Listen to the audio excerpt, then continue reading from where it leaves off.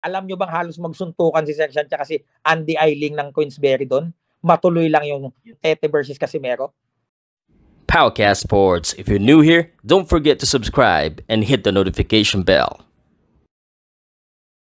This content is presented by Arena Plus, Astigsa Sports.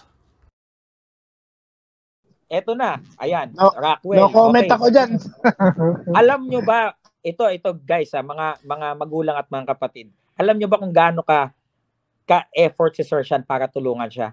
Nung inawitan siya ng laban ni Sersan, okay, in-strategize ni Sersan yung comeback niya. Minaneuver siya ni Sersan. Okay, sige. First fight, Ricardo Espinosa. Sir Mark, here's what we're going to do. I will be petitioning to WBO, to Paco, to have this fight as an interim WBO Bantamweight Championship.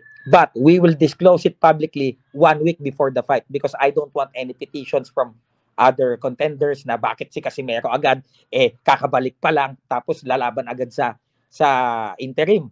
Bakit interim? Because that time, Zolani Tete was injured. Okay. So, laban kay Ricardo Espinosa, ang trainer niya noon, Rodel Mayol, nanalo. And then, ito na, siya na yung interim world champion. Shortcut yun guys, shortcut. Hindi kami dumaan sa mga eliminator, hindi, shortcut. Binigla ni Sersan yun. Binigla niya ang boxing world. Hindi na nakapagreklamo yung mga nauna sa pila. Bakit? Minanuver niya si John Ril. Ngayon, after that, we have to defend yung interim. Alam mo yan, Pao, nandun ka sa Manila. Ewan ko, nandun ka ba? San Andres. Oh, yes. Andres. San Andres. Cool na cool pa kami ni Casimero nun eh. He defended that title kay Ramirez. He has to win that fight. Nagukay. Yes, kasi kung dapat, pag manalo siya doon, Tete. Okay. Alam nyo ba na after ng panalo niya kay Ramirez, hindi dapat matutuloy ang Zolani Tete? Pero binuno ni Sersan yan. Ayaw nilang labanan kasi parang, kumbaga, in order na ng WBO na the regular champion has to fight the interim champion, pero may nangyari sa, alam mo na, visa. Okay.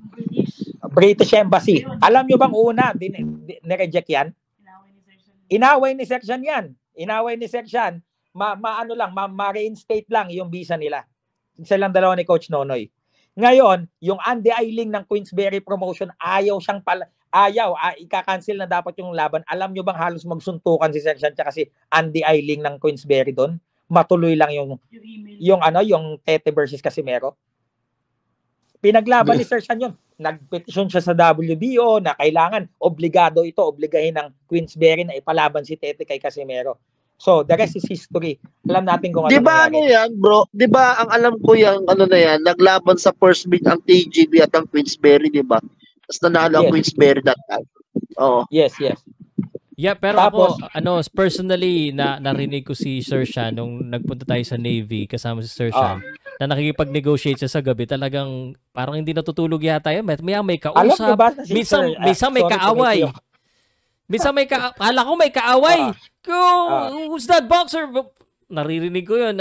So, I was witness to the hard work naman of alam mo bang si Sersan, matutulog yan sa gabi, hindi kompleto tulog yan. Every 15, 20, 30 minutes nagigising yan to answer calls, to, negotiate for a fight, to put our fighter in this position sa rankings. Kahit kanina kumakain kami, yun ang ginagawa niya. Nasa Starbucks kami, yun ang ginagawa niya. And then, all the hard work, balik tayo sa konteksto, for Casimero, then, yun ang masakit sa kanya. Imagine kung sa akin, nasaktan ako nung ginanon nila ako. How much more yung sakit na naramdaman nung Sean Gibbons, nung tinisrespect siya. Sana magkaroon tayo ng konting idea, di ba, bago natin makitawa dito sa ginagawa ni Jason kay Sean Gibbons. Kung ako, na-offend ako sa kanila, ako man ay nag-retaliate ngayon, guys, mas masakit yung Sean Gibbons. Simula nung nagkarayot sa Argentina, if you watch the video, prinotektahan niya yung John Rel Casimero para